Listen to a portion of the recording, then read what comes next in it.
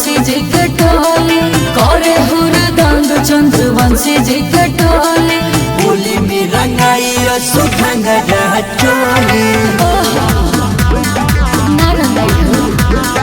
केहू जाके बोली चली जाई गोली।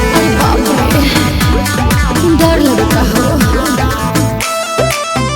चली जाई गोली।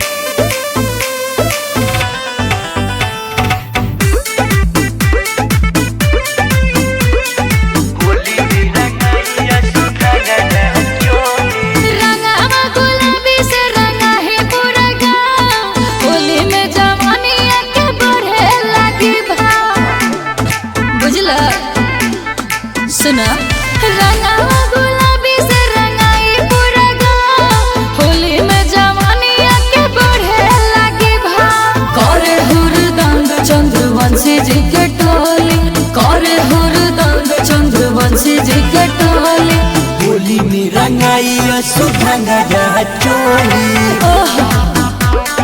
ना रंगाई हो केहू जाके बोली चली जाई गोली। अरे बाप रे डर लगता हो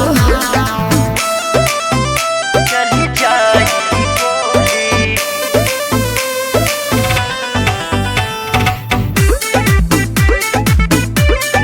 होली में रंगाई सुखंगा चोली रखिले बरांड गोरी हाथ पीछी कहारे धीरे धीरे डालब गोरी धोके कवारे धीरे धीरे डालब गोरी धोके कवारे रखिले बरांड गोरी हाथ पीछी कहारे धीरे धीरे डालब गोरी धोके कवारे होलिया में चली चंद्रवंशी जी के टोली होलिया में चली चंद्रवंशी जी के टोली होली में रंगाई सुखंगा चोली